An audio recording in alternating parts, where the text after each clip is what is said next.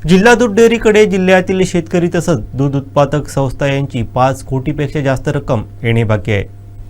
ही रक्कम मिळावी यासाठी 26 जानेवारीला जिल्हाधिकारी कार्यालयासमोर लाक्षणिक धरणं आंदोलन करण्यात आलं। आमची रक्कम जोपर्यंत मिळत नाही तोपर्यंत आम्ही आंदोलन सुरू ठेवू असा इशारा आंदोलकांनी दिला आहे।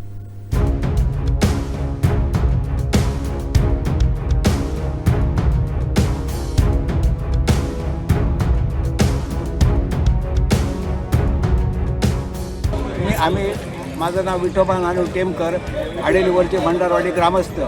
शासनाने जलमिशन अंतर्गत सन 2023मध्ये आमच्याकडे नळ योजना पूर्णत्व केलेली आहे आणि 1 महिना चांगल्या प्रकारे पाणी देऊन चाचणी पण केलेली आहे।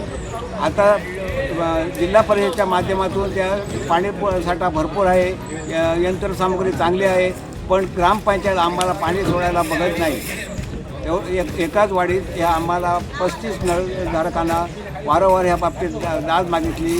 ग्रामसभा, विशेष सभा, शासन दरबार सर्व ठिकाणी आम्ही त्याची कागदोपत्री चौकशी केली। आश्वासन देतो म्हणून आश्वासन आमची पूर्तता झालेली नाही।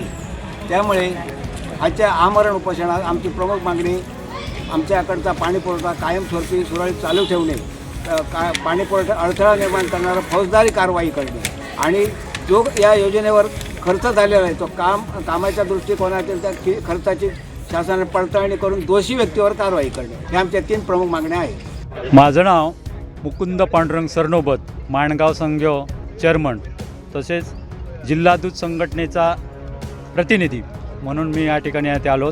आमच्या जिल्ह्यातील दूध उत्पादक जे संस्था आहेत त्या संस्थांचे गेली 9 वर्ष प्रतिभा डेअरीकडे दूध येणे बाकी आहे।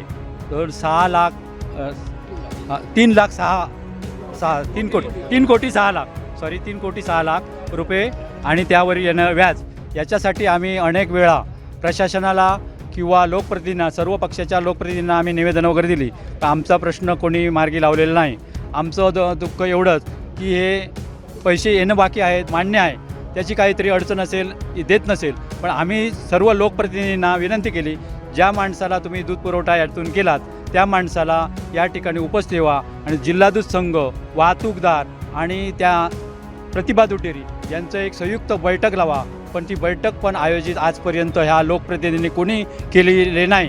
त्यामुळे या सर्व लोकप्रतिनिधींचा आम्ही निषेध व्यक्त करतोय आणि आजपर्यंत आम्ही झगडून हे केलं तरी पण हे केलं। आता आम्ही शेवटचं उपोषणासाठी नोटीस दिलं, त्यावेळी या लोकांनी मीटिंग लावली आणि त्या मीटिंगमध्ये आम्ही सांगितलं लिखित स्वरूपात आम्हाला काय तो न्याय द्या, त्यामुळे थोड्याच दिवसात तुमचे पैसे वगैरे देतो म्हणतात, परंतु लिखित स्वरूपात अद्याप आम्हाला दिलं नाही। आमचं लिखित स्वरूपात आम्हाला न्याय मिळेपर्यंत हे उपोषण आमचं कायम राहणार आहे, बरोबर ना? हां, सर्वांचं लाक्षणिक उपोषण आहे आमचं कायम। आमचे लिखित स्वरूपात आम्हाला आज तारीख देऊन किती दिवसापर्यंत पैसे देणार हे मिळत नाही तोपर्यंत आमचं हे उपोषण आमचं चालू राहणार।